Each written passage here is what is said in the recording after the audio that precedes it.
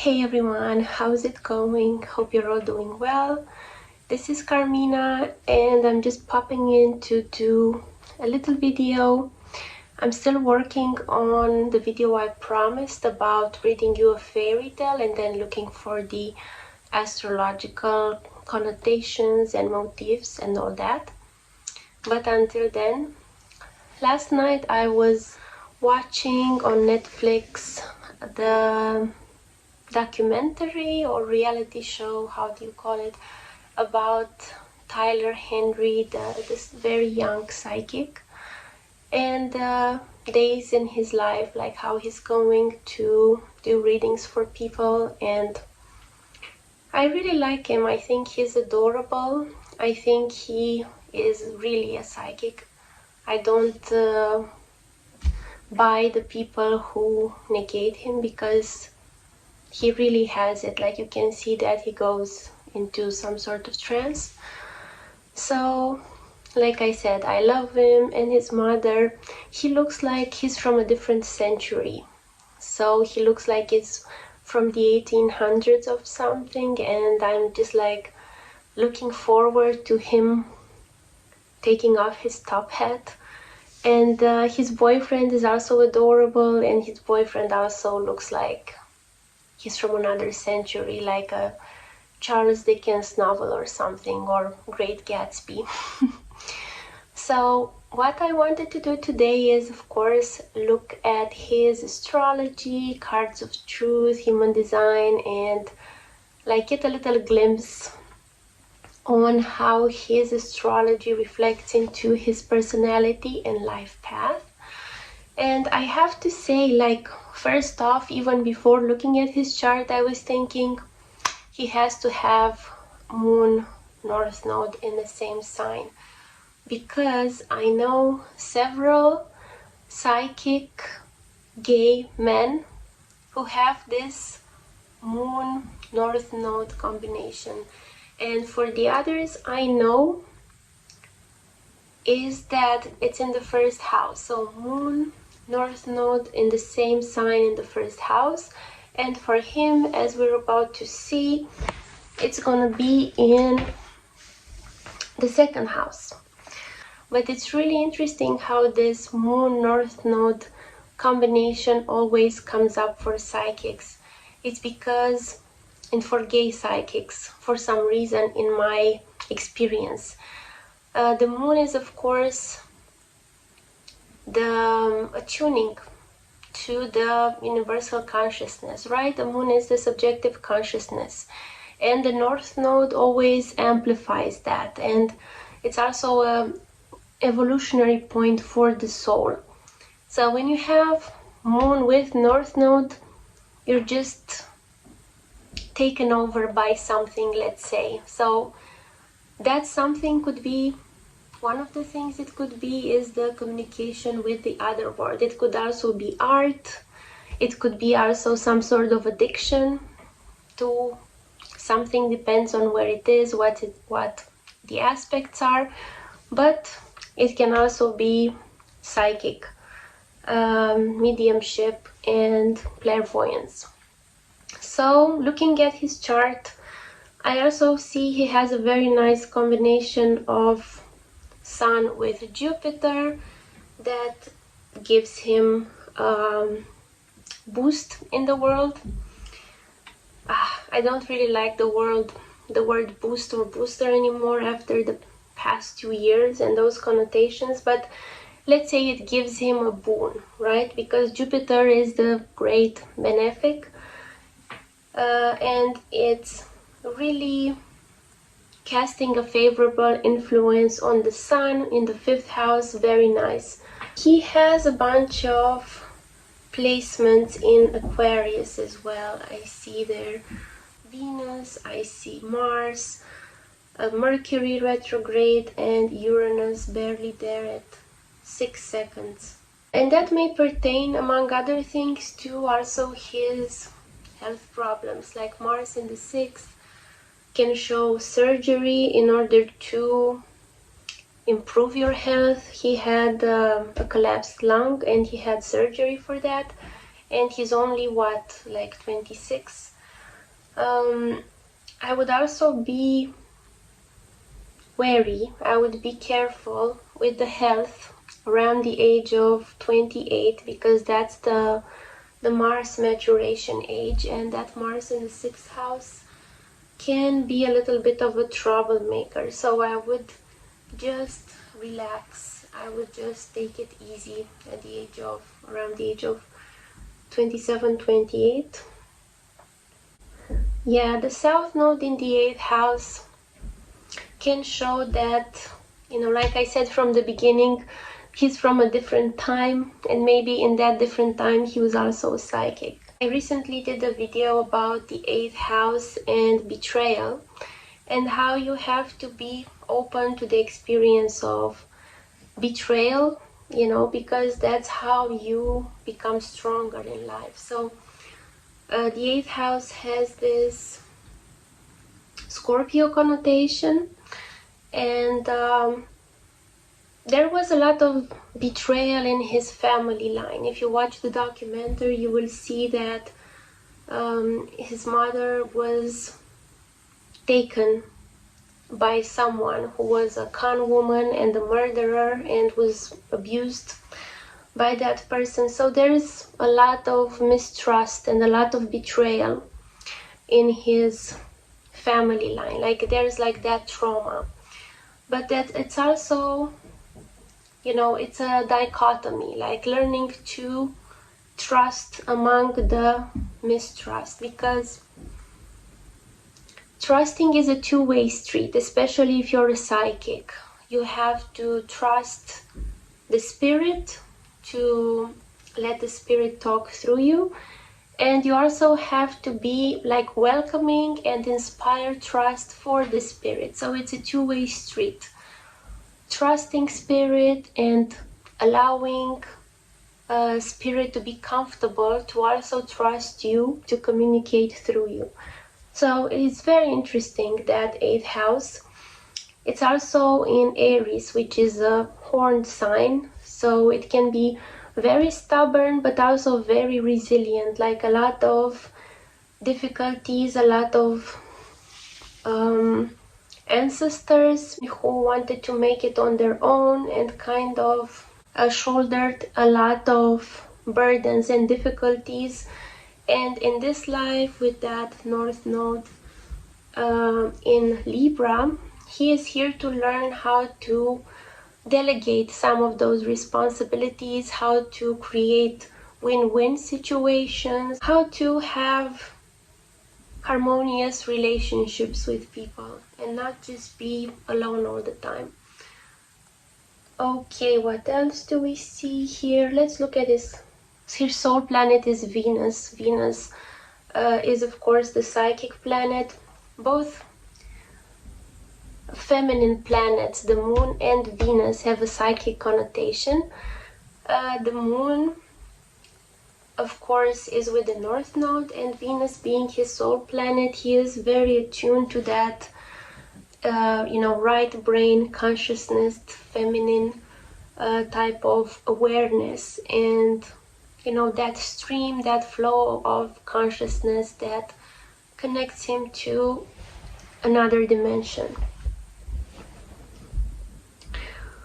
Yeah, that Pluto in the 4th house is not an easy combination, and can also show the troubles that his mother went through, because the 4th house relates to the mother, and the difficulties that she had with her own mother, and the trauma, that we can only imagine. It's really very, like, he comes from a family of resilient women, strong women, but that have been through a lot of bad experiences. So let's look at his cards of truth. Wow, he's an Ace of Spades. Yeah, the Ace of Spades, if you've been watching my videos about the meaning of cards, the Ace of Spades is the first card in the deck, right? If you were to look at it like that, it's number one. So it's very strong but also very vulnerable, because it takes guts to be the first, and it's also very scary to be the first, because you don't know what's gonna happen. There is no other cards paving the way. So as an Ace of Spades person, there is also that pioneering quality. It's like, I always have this metaphor that you are like a torch of light in a deep cave, and you want to shed light to that cave as an Ace of Spades. The Spades people are more loners, and as an Ace of Spades, as all Aces of Spades, he's Venus, so his relationships, he needs to be with people that are also like self-reliant and not like super clingy and that want him all the time, because he needs his alone time. But he does want harmony in his life, because his path is the Six of Hearts, so he wants to be harmonious with people around him, but let's say in a more impersonal way with most people. Like, even if he loves you, there is still like a little bit of a distance.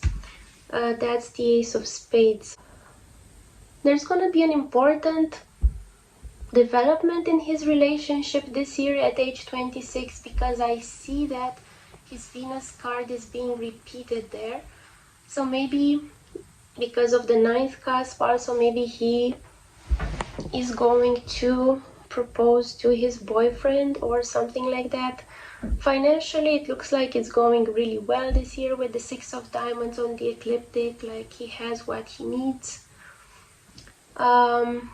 Health-wise, I don't know what's going on with him at the exact moment, but he's going through a King of Spades, and right before that he had a Seven of Spades since his birthday. So these are not easy cards for health. It's like these cards kind of show you that you have to give up like a bad habit. So I don't know what bad habit he has in his life, like maybe something relating to his diet or like his sleeping habit, but there is like something that he has to cut off from his life so that his health improves, and it's going to be very apparent, and he's going to need quite a radical change between March and the end of April.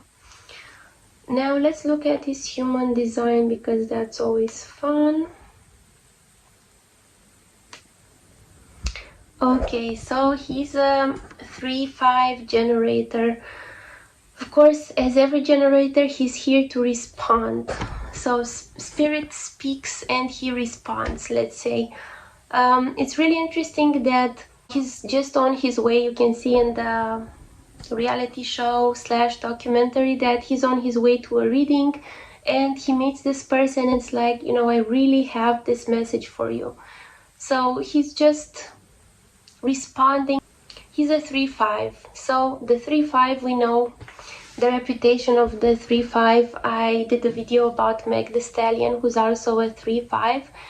And 3-5s are nicknamed the black sheep because they seem to kind of always stand out by apparently making mistakes.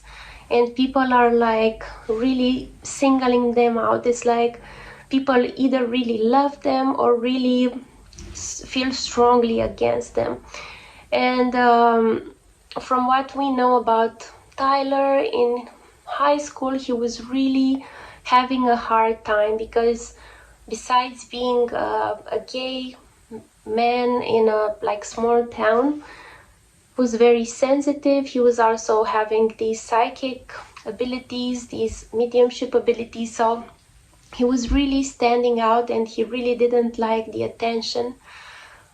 With the 3-5, the motto is, you'll be damned if you do, damned if you don't. So it doesn't really matter. You just have to do your own thing and be practical and be focused on your own thing, because people will always have expectations from you. You have to be a certain way for them, and then at the smallest mistake, they'll discard you. So it's like very love-hate relationship with the masses, with the public in general, even like in the family. Like it's someone that's always like stands out. But the 3-5s are very They have a very good, I don't want to say good because it's such a boring word. They have an important role to fulfill in the collective. It's trial and error at a great scale. So for instance, I'm a 1-3. My trial and error is, you know, in my own laboratory at home. I try things out, I research things. So people don't get to see all the mistakes all the time. But with the 3-5, their trial and error takes place in a bigger context. Their trial and error takes place in the public eye. So people are really quick to judge every little mistake, every little, you know, slip of tongue, everything. So they just have to, the 3-5s ideally, they just have to grow a thicker skin because that's their life.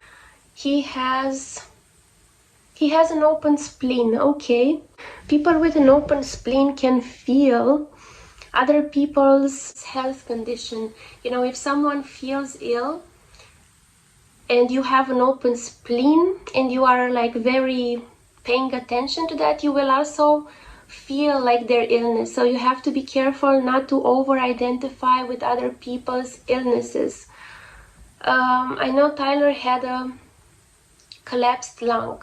Part of that is, you know, it's being born with that potential. It's genetically, you know, the lungs have to do with grief. So his mother had to go through a lot of grief in her childhood, in her life, so he inherited that grief. And also working with a lot of people who are grieving, of course, he would take in a lot of grief. So yeah, he probably knows that he has to be careful with his open spleen center here in human design, because every open center is an amplifier. It kind of doubles what it gets from other people. Let's see, he has a defined root. That's really good, because people who have a defined root and use it, you know, they're in the self, they work in their own time. Like, you can't force them to be early, or, you know, they're just in their own time. You can't like push them to have a different timing than they do. He also has the 360 line. That's a very formatting combination. It's like he really formats the cycles, the moods, like what's gonna happen. It's really interesting. He also has the 42, which is part of the commitment channel, like the channel of maturation, like maturing cycles, which is 4253. So he really has to be careful when he makes commitments, because he has the tendency to overcommit, especially with that open will center. And he has the nice 1034, which is empowered self-love.